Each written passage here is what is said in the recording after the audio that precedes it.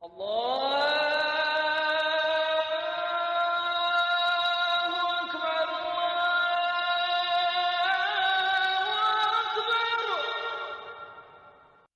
was the 1400th year of the Hijri calendar that changed the Islamic world forever.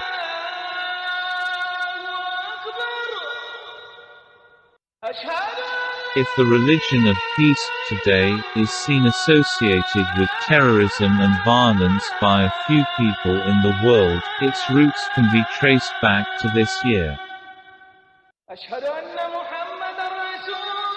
It was the year 1979 of the Gregorian calendar. And this is the story of how a single year changed the Islamic world forever.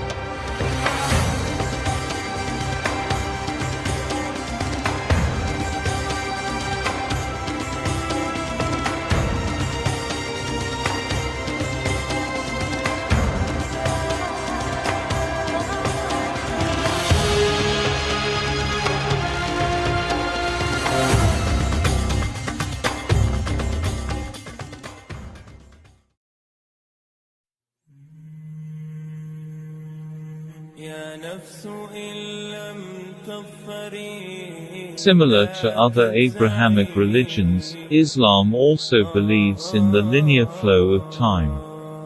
Thus they believe in a day when everything in the universe comes to an end, and every soul is judged for their actions.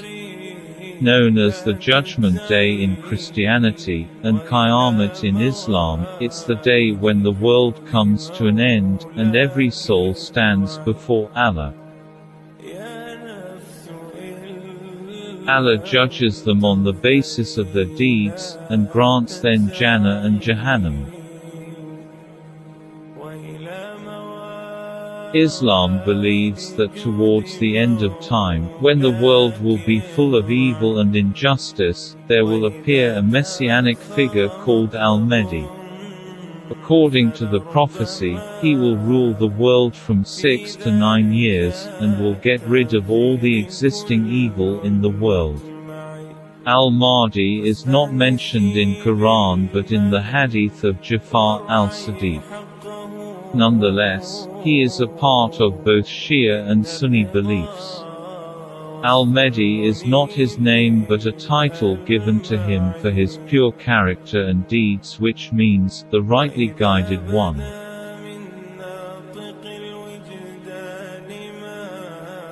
As per Islamic belief, his name will be the same as Prophet Muhammad's name, peace be upon him, and his father's name will be the same as the Prophet's father's name.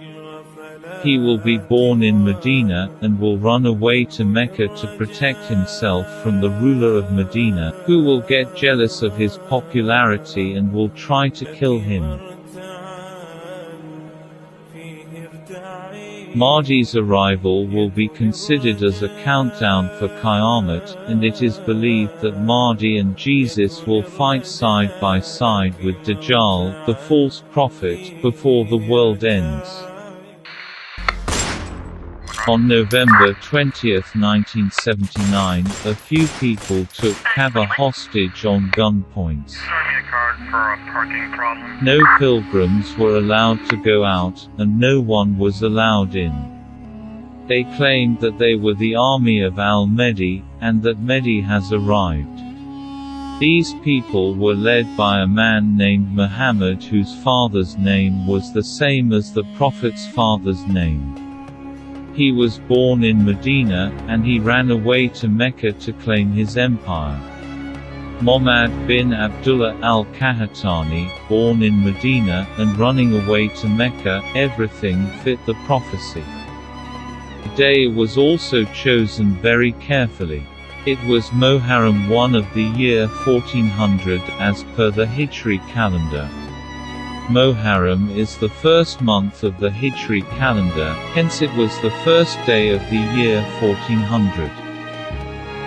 On the same day, a rumor spread through a radio station in Pakistan that the US has bombed Masjid-al-haram in Mecca, and it took no time before Pakistanis took it to the roads. On the 21st of November 1979, Pakistani people burned down the US embassy in Islamabad to avenge the bombings. 6 people were killed in this riot, including 2 American citizens. It was the second assault on one of the US embassies around the world within just 3 weeks. The US Embassy in Tehran was already held hostage for 17 days now. Kaaba was held hostage for 13 days before it came to an end. On December 4, 1979, the fake Mahdi along with his army was killed. 127 people lost their lives in this operation. The Saudi government regained control over Masjid al-Haram.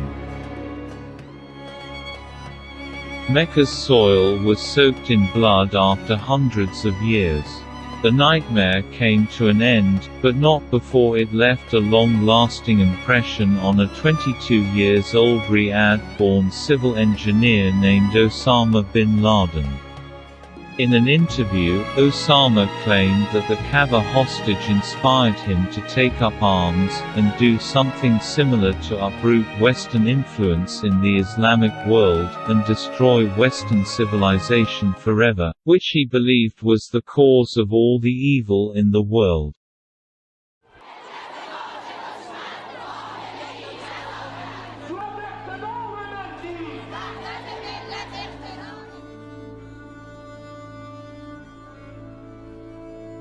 Just 16 days before when Kaaba was attacked, and 17 days before the US Embassy in Islamabad was burned, another US Embassy in Tehran was held hostage. November 4, 1979, a group of Iranian students was protesting and marching in Tehran with the demand from American authorities to hand over Shah Mohammad Reza Pahlavi to Iran. That's when this protest took this unwanted turn and they took the US Embassy hostage with 52 American nationals in it. This story started some 39 years back when Mohammad Reza Pahlavi was sworn in as the Shah of Iran after his father's exile.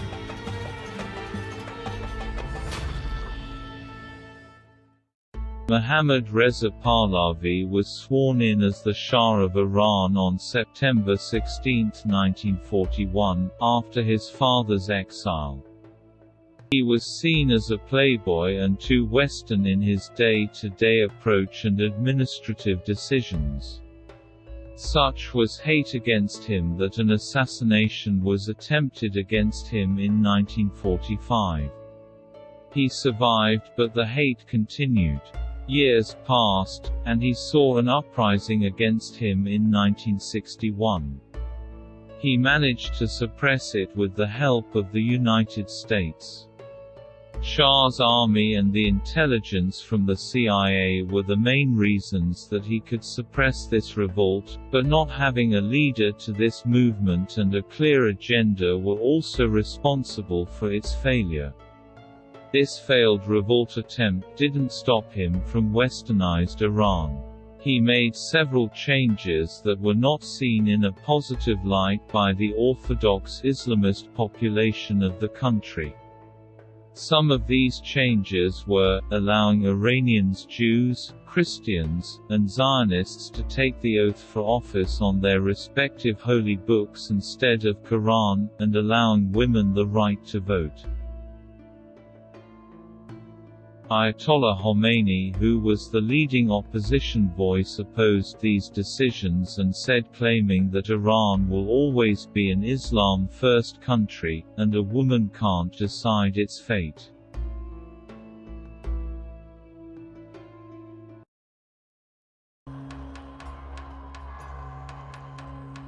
Shah's opposition was ignited by his decision to throw the most lavish party that the world had ever seen in 1971. It was the 2500th anniversary of the legendary Persian Empire. Shah saw himself as the rightful successor of the empire. An artificial city of luxurious tents was built amidst the desert. Those tents were decorated with the best of best antiques from all over the world. World's best chefs, musicians, actors, and dancers were invited to this mega event. All the resources were sent to the city at Shah's service instead of the country and its people. Common people detested this celebration and found it absolutely irrational to spend such a huge amount when the country is deprived of basic facilities and fighting extreme poverty. The Shah's opposition kept building up under Ayatollah Khomeini, and finally, after 8 long years, the angry public uprooted Shah of his position in February 1979. As a result, Shah had to fly to the US to save his life. People were still not satisfied just to see his reign end, they demanded accountability. People of Iran kept asking America to hand over Shah back to them, but America kept denying the demand. Eventually, the Iranian people took it to themselves and took over the US Embassy in order to get their demand fulfilled. This is a message of the students in the American Embassy of Tehran. We are not against the people of the USA. We are against of the United States policy in Iran. Ayatollah Khomeini was asked to request the students to release the Americans, and find another way to negotiate. Unfortunately, the anti-American sentiments were on an all-time high, and Khomeini didn't find it right to mess with that sentiment to eventually lose his own popularity. The embassy was held hostage for weeks and months, while the negotiations were going on in the background without any positive outcome. Shah died within a few months, but hostages weren't released long after he was gone. After 444 days of long negotiations, all American hostages were freed. What seemed like a peaceful closure of an untasteful event was the start of a never-ending divide between Iran and the US.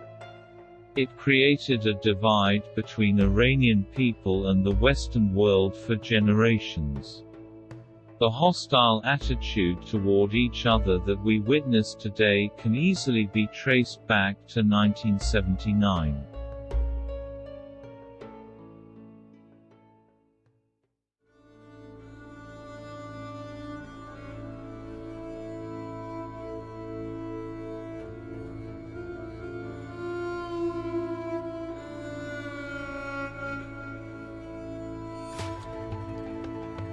Just 20 days after when Kaaba was taken back from fake Mahdi, the Soviet Union launched an attack on Afghanistan on 79's Christmas Eve. During the midnight of the 24th of December 1979, Soviet Union attacked Afghanistan with an estimated 280 transport aircraft, and 3 divisions of almost 8,500 men to respect the Soviet-Afghanistan Friendship Treaty of 1978.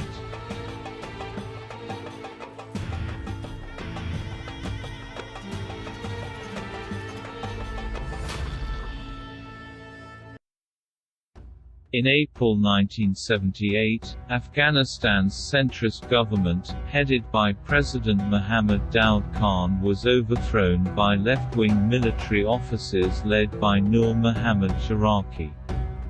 Just like the Shah of Iran was backed by the United States, Nur Muhammad Taraki was backed by the Soviet Union.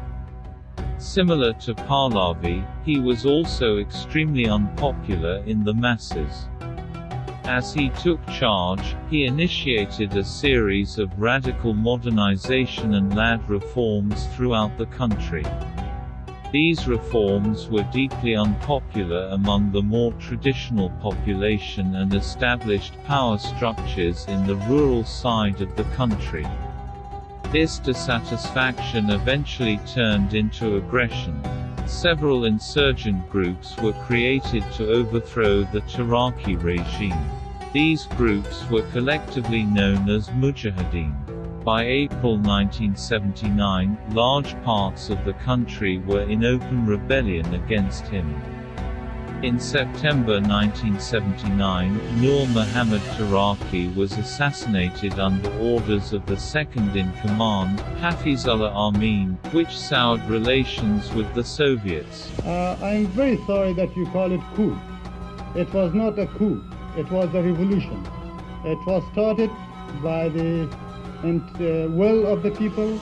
It started under the leadership of the party, People's Democratic Party. It started on daytime. It was planned, organized, and started face-to-face with the government. Eventually, the Soviet government, under the leadership of Leonid Brezhnev, decided to send troops across the border on December 24, 1979. Arriving in the capital Kabul, they staged a coup and killed Hafizullah Amin and installed Soviet loyalist Babrak Karmal. Mujahideen groups were already active throughout the country, and the aggression by the Soviets just refueled the rebellion. Unskilled, untrained, and unequipped Mujahideens were fighting well-trained and one of the most powerful armies in the world. The war was expected to be over soon. However, embarrassed by the Vietnam War, the United States decided to get in through the back door, and embarrass Soviets up to the same extent. They started providing Mujahideens with modern guns and emulations. Inspired by the Kaaba attack, Osama bin Laden also joined the Mujahideens in their war. The support from the United States came with the influx of millions of dollars along with arms and explosives. But this money was not transferred directly to Afghanistan. Pakistan helped the US as an intermediator, and worked as a proxy. Zia-ul-Haq, the then Pakistani president, was a strong Islamist extremist, and his regime was openly anti-India in its approach. He saw this opportunity to fund Kashmiri separatists to fuel the proxy war against India. His wounds of losing East Pakistan in the 1971 war were still fresh, and he did not want to miss this golden opportunity anymore. When the whole world had its eyes on Afghanistan, Zia-ul-Haq was busy creating an army of terrorists against India.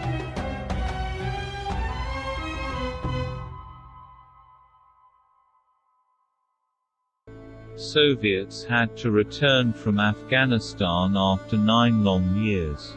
But things were far from going back to normal in Afghanistan and Pakistan. Mujahideens, with their modern arms and millions of dollars flowing in, were too powerful to going back to become regular civilians. This war alone was somehow responsible for the births of terrorist groups like Taliban, Al-Qaeda, Lashkar-e-Taiba, and in some way Jaish-e-Mohammed and ISIS too. All the other recent terrorist groups in Africa, the Middle East, and South Asia, in one way or the other, are inspired by the Taliban and Al-Qaeda in their organizational structure and their way to operate.